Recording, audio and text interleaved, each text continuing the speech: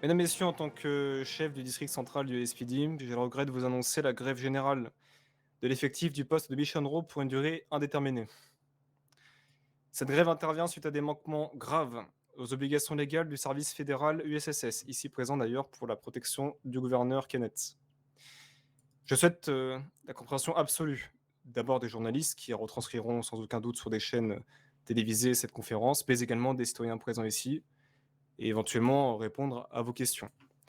Alors, pour que vous puissiez tous comprendre les éléments qui s'offrent à moi pour la décision actuelle, je vous invite à d'abord analyser quelles sont les prérogatives des polices ici présentes.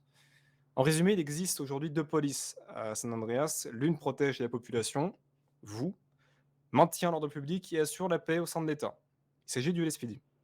L'autre, selon l'article 15 alinéa 1 du Code gouvernemental, assure la protection d'autorité et lutte contre la fraude fiscale et les menaces à l'encontre de l'État.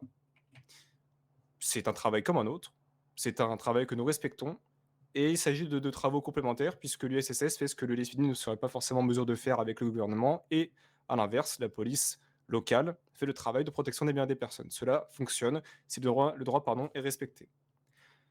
Cependant, ce soir, à l'instar de nombreuses autres fois, dont nous avions eu l'occasion de discuter en interne et dont nous avions réussi à limiter les conséquences, le droit, le droit écrit, votre droit, celui qui protège vos libertés, celui qui préserve votre liberté de mouvement, votre liberté d'expression, votre liberté d'être finalement, et votre liberté constitutionnelle qui fonde vos droits précieux et vos droits premiers, tout cela a été violé, et a été violé par des agents assermentés, sachant ce qu'ils faisaient. En effet, l'USSS, comme cité précédemment, a usé de son droit pour fermer les circulations, empêcher la liberté d'aller et venir, ordonner une évacuation aux populations civiles, faire usage de gaz lacrymogène avant l'arrivée du LSPD, à proximité notamment de la supérieure de Grove Street, et disperser illégalement une foule qui n'avait pas connaissance de la situation. Ce comportement est à la fois déloyal, car il savait que nous étions disponibles et que nous arrivions sur place, puisque nous étions présents et nous avons entendu les gaz à notre arrivée, avant même de nous consulter et de nous demander l'autorisation pour le faire. Il pouvait demander l'usage du LSPD qui était suffisamment en nombre pour ne pas avoir à recourir à la force. Et malheureusement, cette déstabilisation de la sécurité sur place et cette gestion catastrophique de l'évacuation, qui n'était plus, en fait plus une évacuation, mais un dispositif de maintien de l'ordre, a entraîné de graves perturbations et a obligé ensuite le LSPD à répondre à une foule enragée, usant parfois même d'armes à son encontre. Je dénonce aujourd'hui les actes coercitifs et absolument unilatéraux de l'USSS qui n'a consulté aucun autre de ses partenaires, mis à part par des coups de téléphone en vent, raccrochés à peine à la première sonnerie, qui se déguisent comme des appels, mais qui en fait ne sont que des relances cachées puisque nous ne voyons pas les appels qu'ils nous font, et peuvent ensuite aller mentir à leur supérieur hiérarchique pour leur dire oui, oui, nous avons appelé les gens, nous avons prévenu, nous n'avons en fait rien fait puisque tout ce que nous avons fait, ce sont des appels invisibles et ça n'a pas de valeur. Aujourd'hui, mesdames, messieurs, les agents que vous voyez autour de moi, qui sont les seuls actuellement en service, approuvent cette grève et pourront vous le dire librement. Ils sont éclairés, il n'y a pas d'obscurantisme ici, tout le monde est libre de sa parole. Et ils approuvent cette grève puisqu'ils ne comprennent pas, au même titre que leur hiérarchie, et que l'ensemble des personnes qui, sans doute, auront le recul et l'objectivité de comprendre le discours qui est le mien, pourquoi l'USSS utilise ses droits de cette façon.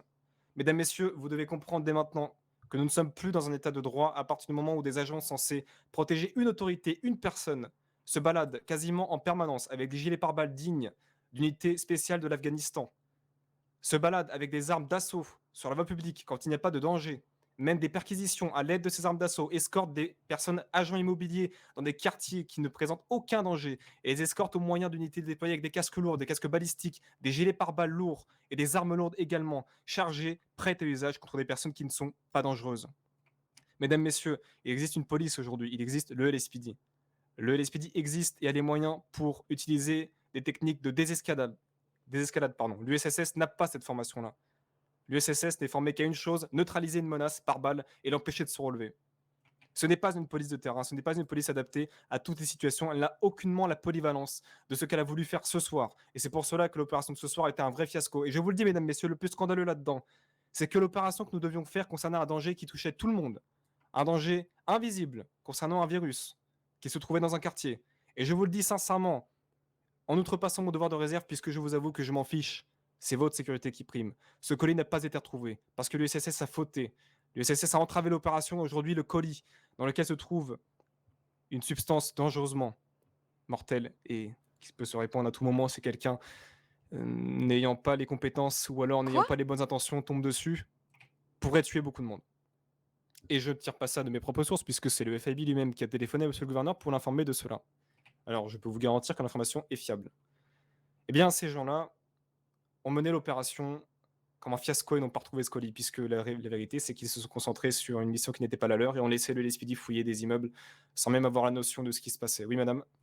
Nous, on nous a dit que c'était un virus informatique. Madame, non, c'est un virus biologique qui s'est répandu. Mais attendez, donc on nous appelle pour un virus biologique. Une fois sur place, on nous dit: «Non, non, vous pouvez retourner chez vous, c'est un virus informatique» et là, on nous dit que c'est un virus Qui vous a dit ça, biologique. madame? Bah, les agents qui étaient sur place, donc Quels agents de l'USSS. quel service? Oh là là. L'USSS. Bien écoutez madame, je suis navré de vous dire que c'est bien un virus biologique qui était dans ce carton Oh putain, et mais que ce c'est bon virus n'a aussi. toujours pas été retrouvé. Mesdames, messieurs, j'en appelle à votre clairvoyance et à la prudence. Je ne vous dis pas, je ne vous dis pas un discours écrit, je vous dis les choses telles qu'elles me viennent et avec toute la gravité de la situation actuelle. Vous ne devez pas laisser des gens sans foi ni loi faire le travail à votre place et briser vos droits. Ce qui se passe ce soir, c'est que je vais récupérer une vingtaine de tenues du LSPD qui correspond à l'effectif actuel de la branche de l'USSS implantée à San Andreas et je vais leur donner. Votre sécurité sera appliquée jusqu'à nouvel ordre par l'USSS. La seule condition pour que le LSPD reprenne du service est la suivante. Monsieur Andreas Diaz doit prendre la parole et s'excuser pour les propos qu'il a tenus. Tant que monsieur Andreas Diaz n'aura pas fait un mea culpa complet et ne se sera pas excusé pour avoir pris à témoin des chefs de gang reconnus par le détective bureau et leur avoir dit une situation confidentielle et livré des informations qu'il n'avait pas à livrer puisqu'elles compromettent aujourd'hui votre sécurité et la nôtre, le LSPD ne reprendra pas son service. C'est la fin de cette conférence. Je réponds à vos questions si vous en avez. Monsieur, oui. Maître Morfinov, petite question. Vous confiez donc l'exercice de vos fonctions à des personnes qui ont entravé la justice, c'est ça? Monsieur, je confie mon exercice de ma fonction à des personnes qui essaient de me le voler depuis des mois. Vous savez, je n'aime pas faire ça, hein. Je suis engagé depuis longtemps. Il y a de cela 3 mois, lorsque j'ai été chef de la SAHP, j'ai déjà organisé un mouvement de grève qui a duré 15 minutes. Puisqu'à ce moment-là, la personne qui s'en était occupée, qui était monsieur Archibald Montgomery, n'était pas un écervelé comme ceux que vous avez derrière vous actuellement. Il comprenait les choses. Il ne conspirait pas avec l'ennemi, il était là pour le bien des choses. Ce soir, il n'est pas là malheureusement, il n'est pas là pour arranger la situation et c'est pour ça qu'il est dans le fiasco, puisque tout ça n'est que l'office d'un seul instigateur, le monsieur qui est derrière vous, dans le coin à gauche, les bras croisés sur sa belle cravate, monsieur Andreas Diaz, qui s'est permis, à de nombreuses invectives et à ne pas respecter le statut de la police qui est ici. Vous savez, pour eux, nous ne sommes qu'une police municipale. Alors puisque nous sommes une sous-police, nous allons leur donner le droit que nous avons, qu'ils tentent d'usurper depuis longtemps. Comme vous l'avez compris, maître, et j'ai tout le respect que je vous adresse, d'ailleurs, on a eu l'occasion de se croiser, vous et moi, et j'apprécie beaucoup la noblesse avec laquelle vous faites votre travail. Malheureusement, vous comprenez qu'il y a des choses que je ne peux pas admettre. Lorsque des gens tentent de me piquer le travail que j'essaie de faire avec tout le cœur et toute la volonté, et toute la passion que j'y mets depuis des années, je ne peux pas continuer dans ces conditions-là. Alors je leur offre bien volontiers ce travail. Et si ce n'est pas eux qui se rendent compte qu'ils ne peuvent pas le faire, c'est la population qui leur dira. Et ça, oui. Da, mais pourquoi pas faire recours justice pour si ces personnes-là concernées ont enfreint la loi? Enfreint justice américaine, droit constitutionnel américain. Puisqu'en réalité, la seule loi qu'ils ont. Déjà, il y a un manque de preuves. Je vous avouerai que nous ne pouvons pas nous pourvoir contre eux puisque nous n'avons pas les preuves contre ces personnes-là. Et quoi qu'il en soit, avant cette conférence, il y a eu une discussion pardon, dans un bureau. J'ai vu à qui j'avais affaire.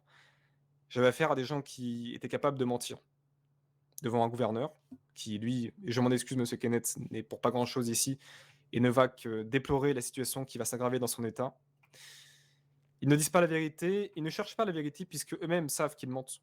Eux-mêmes savent que lorsqu'ils camouflent de faux appels pour nous avoir relancés, en réalité, ces appels n'ont pas duré et il n'y a pas eu de discussion. Lorsque eux-mêmes disent qu'ils ont tenté de nous prévenir, ils oublient pardon, qu'un agent nous a prévenus et que nous étions en route pour venir et que nous avions répondu présent. Ils ne le disent pas. Alors, je vous le dis, devant un juge, ils feront la même chose.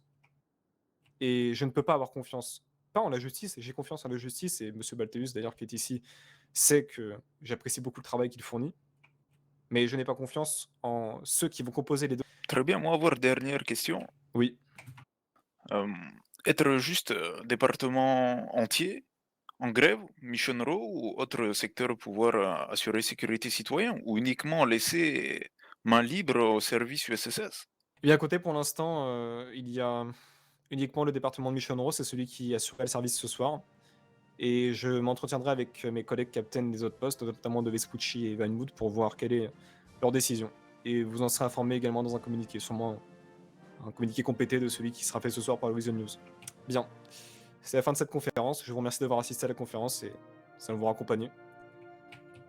On y va.